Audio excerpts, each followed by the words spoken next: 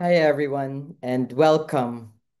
In this session, we're taking your academic writing to the next level.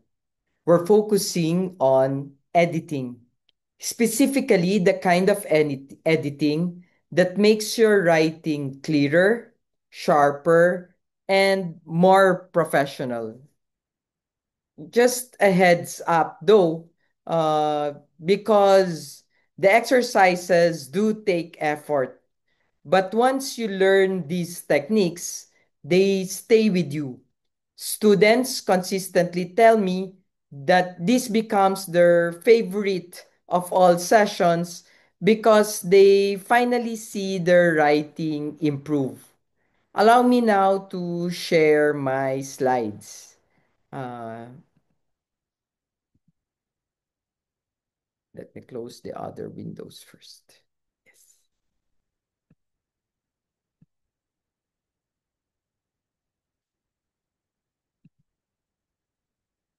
there.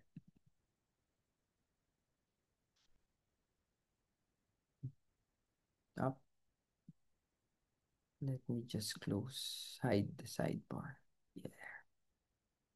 Okay.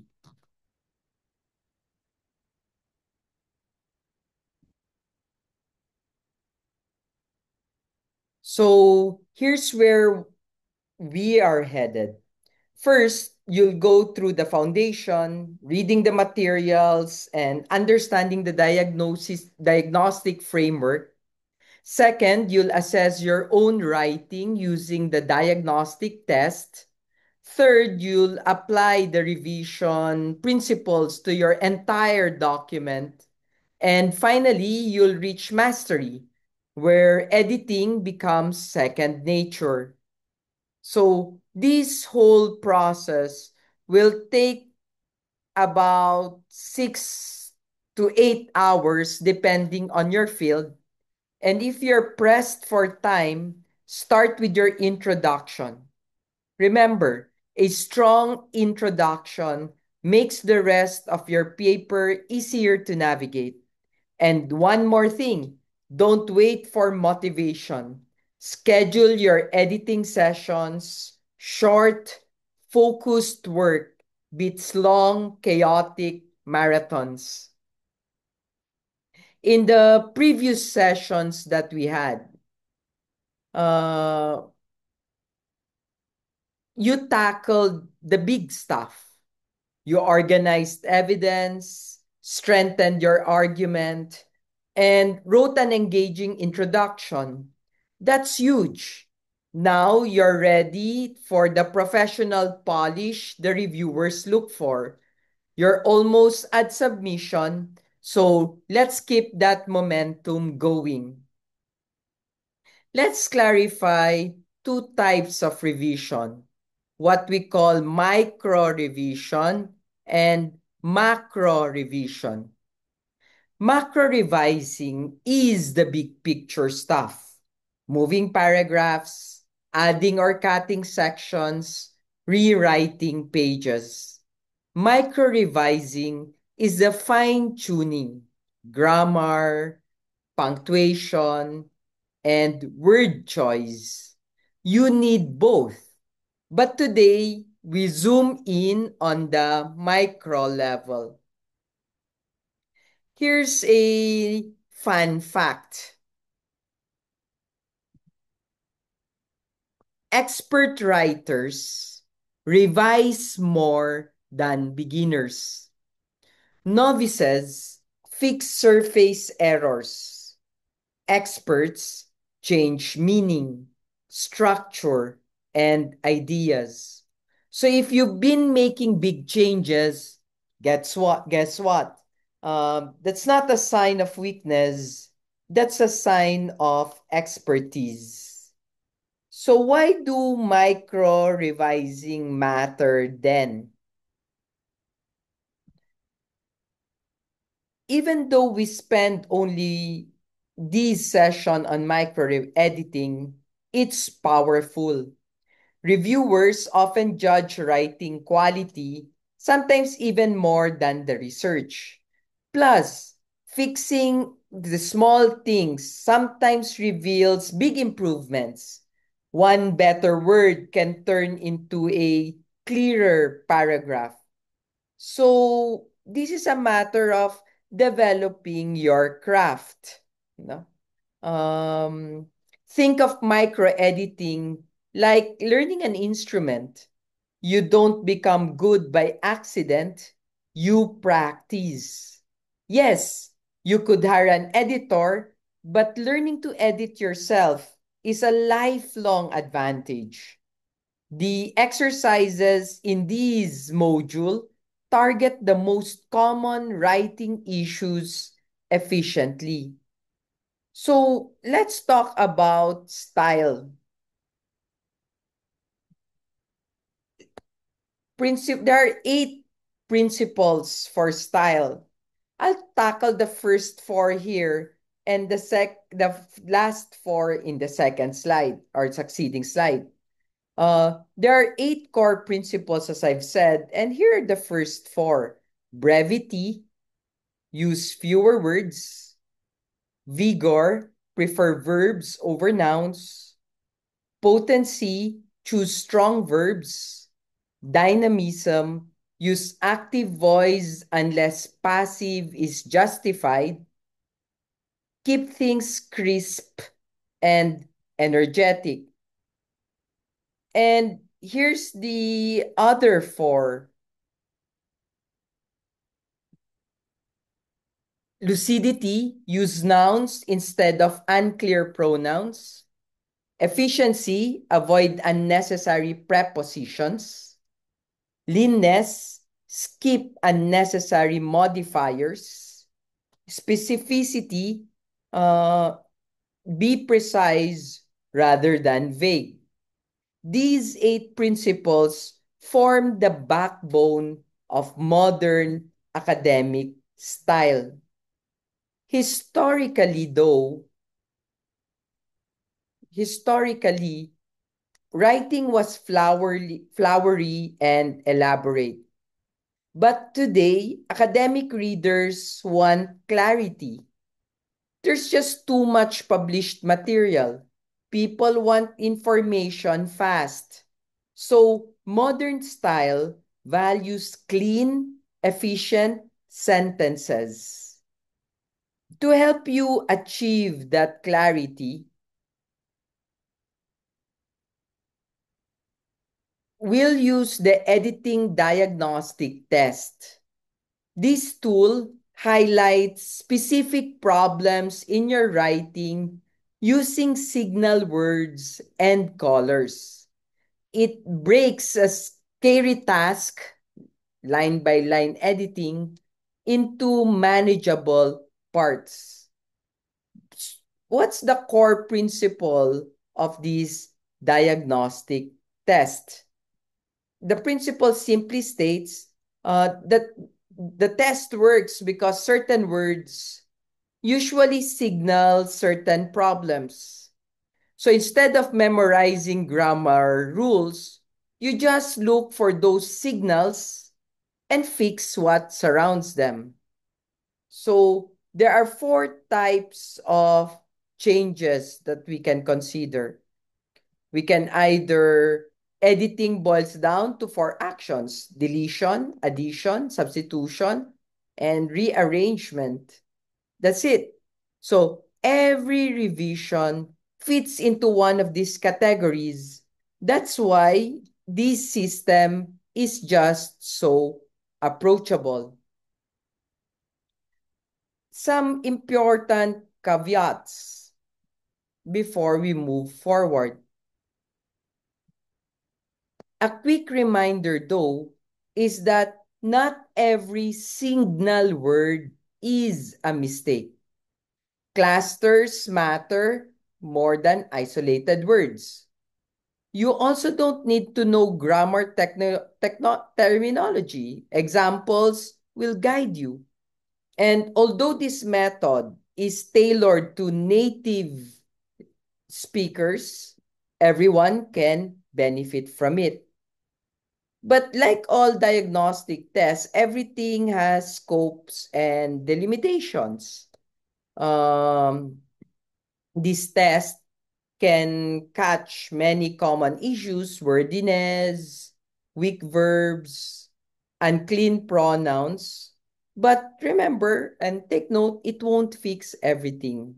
It doesn't handle verb tense problems or issues like dangling modifiers. Uh, think of it as a powerful tool, but not a complete course. Um, are you ready now? Allow me first to minimize myself and uh, we'll start with principle one.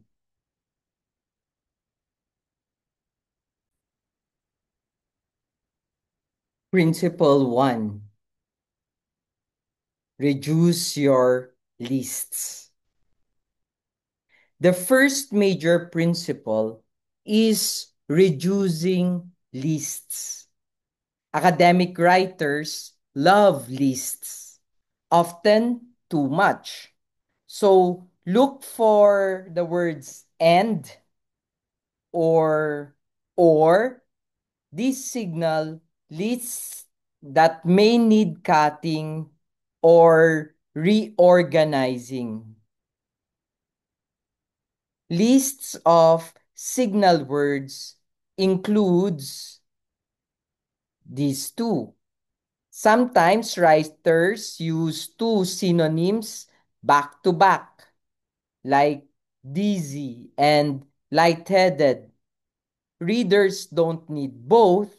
Cutting one strengthens the sentence. This also includes all-inclusive lists. If you list every item in a category, you can often replace the list with the category name.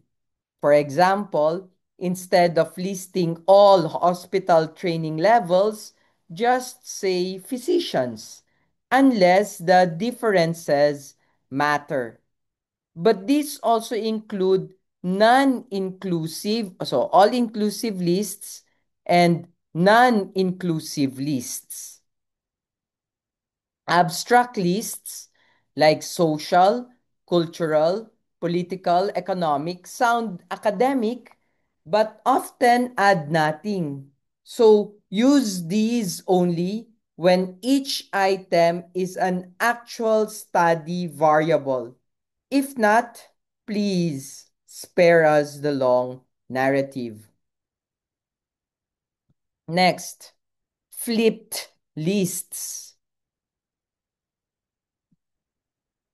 When the main idea comes at the end of a long list, readers get lost.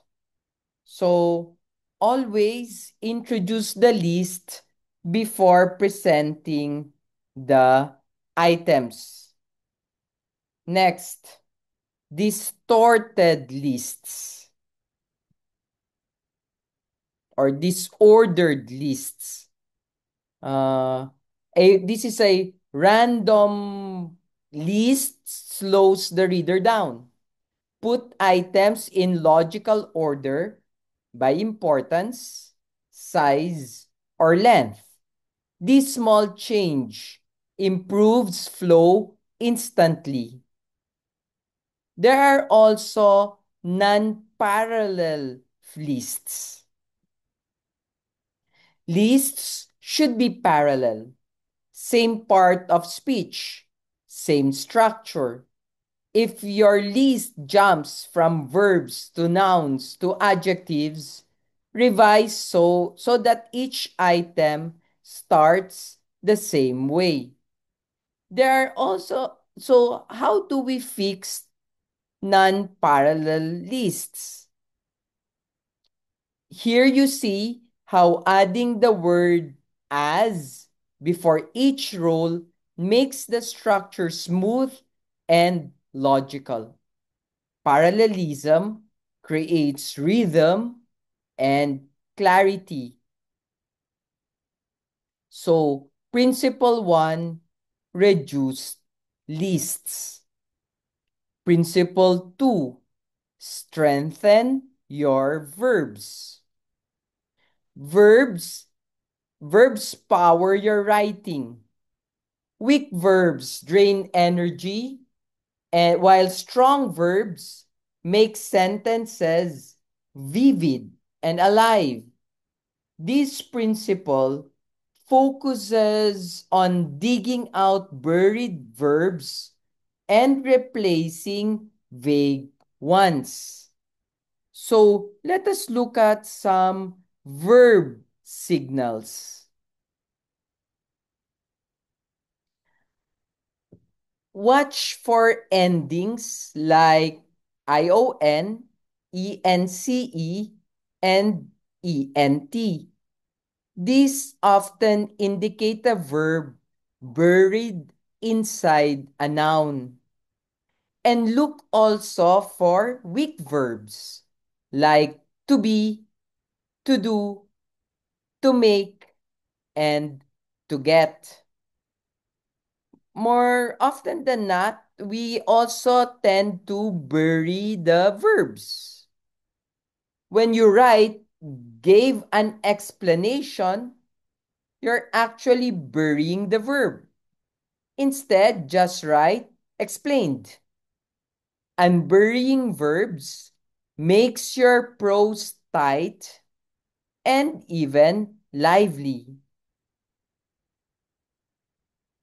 Let's look at more examples of buried verbs. These examples show how freeing the verb creates cleaner and more direct sentences. Readers just appreciate readiness. Take note also of the weak verb to be.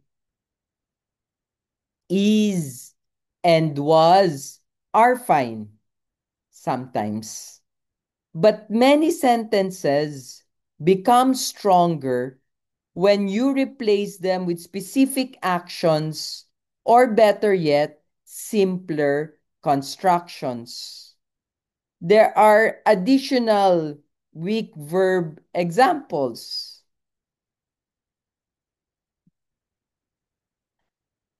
When is hides action, rewrite. Just rewrite it. Instead of saying someone is a student of, just say that they study.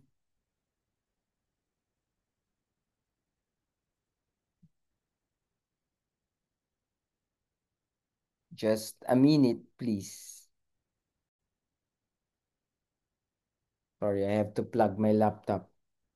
Instead of saying someone is a student of, this is where we ended up a while ago, just say they study. Simple changes, huge impact. Let's also see the weak verb to have.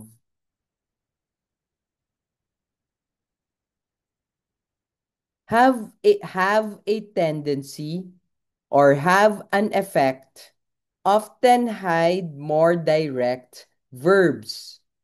Replace the phrase with stronger, clearer wording. There are more weak verbs like the to do verbs. Do a study becomes study. Did not succeed becomes failed. Cut the clutter. It's not needed. It's not necessary. Okay? There are other weak verbs, as I said, which we can look at to make, to perform, to seem, to get. Watch out for verbs like provide, make, and perform. Why? Because they often signal a buried action. buried action.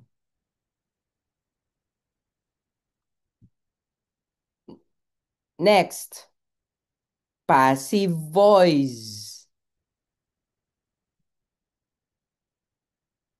Passive voice isn't always wrong.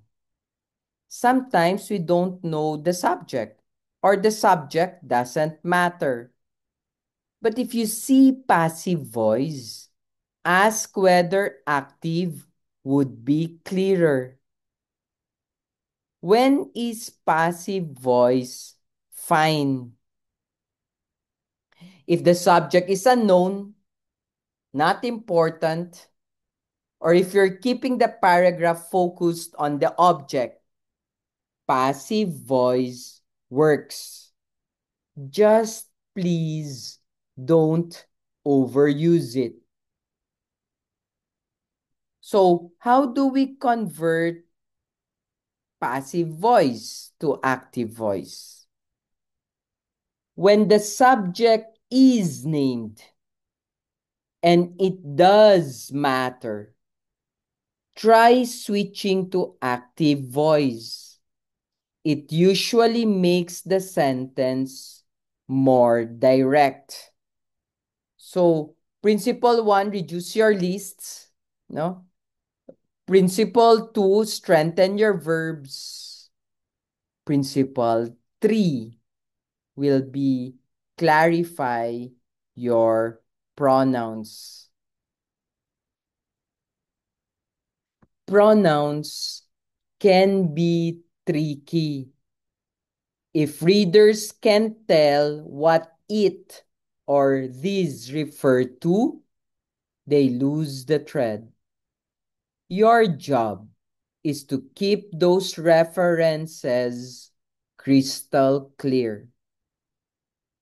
So let's look at some pronoun signals. Look out for empty pronouns like it and there, and demonstratives like this or these. These often cause confusion. What do we mean by empty pronouns? Phrases like it is clear that, or there are many who don't add meaning, replace them with direct statements. But we need to pay attention also on some empty pronoun examples. When you write who, notice how removing it was or there are tightens these sentences and enhance clarity.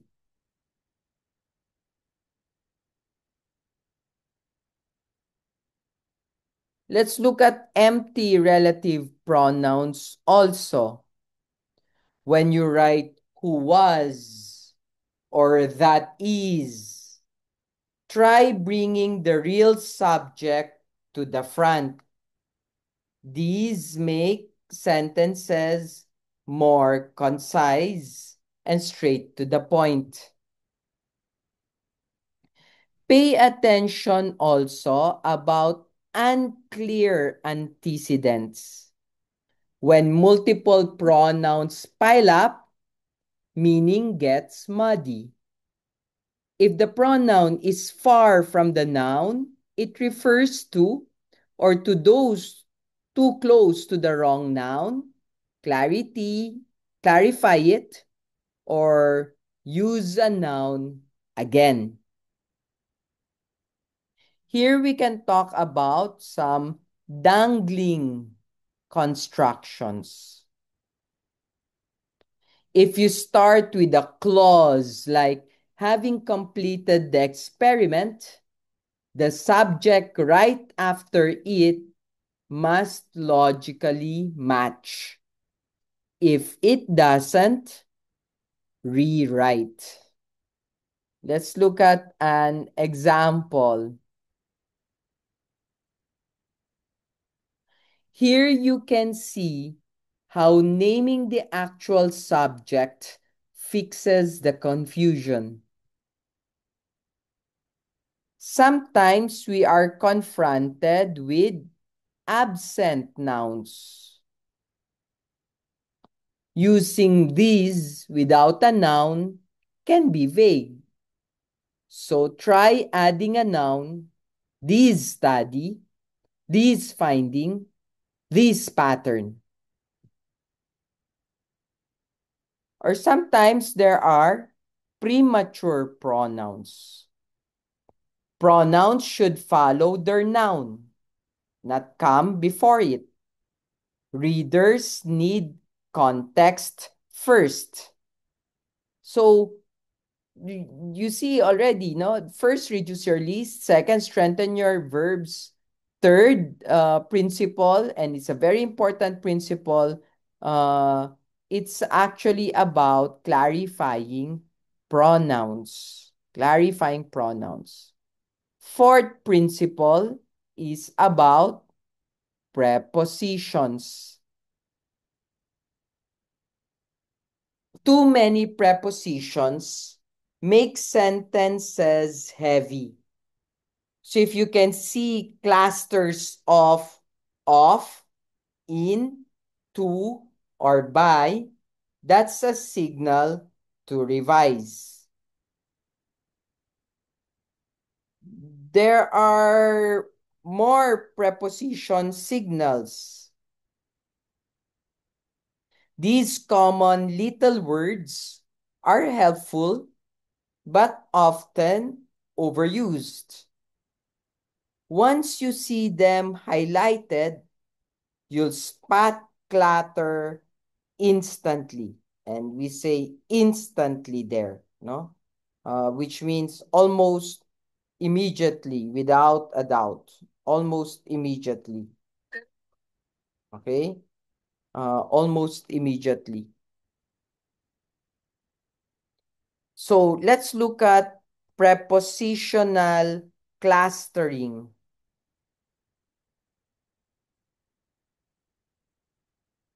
When three or more prepositions appear close together, look for a simpler way to say the same thing.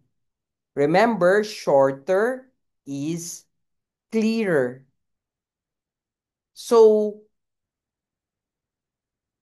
a good example is this. This example shows how a long preposition heavy sentence can be rewritten into something clean and readable.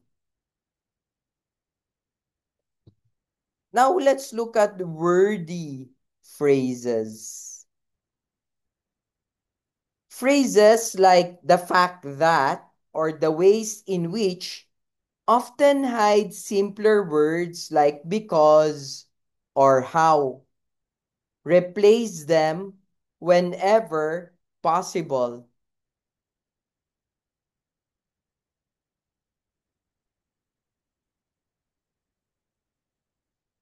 This is an example of wordy phrase.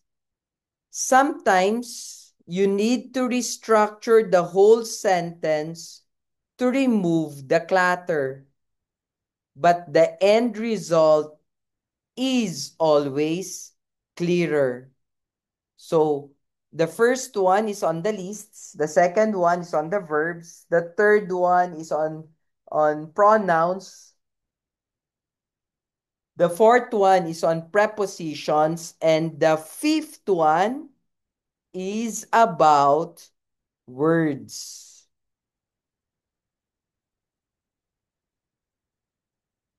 This principle is simple. If a word doesn't earn its keep, cut it.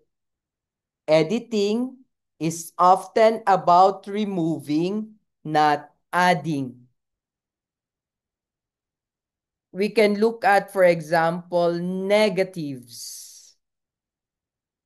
Sentences filled with not are harder to read and often weaker.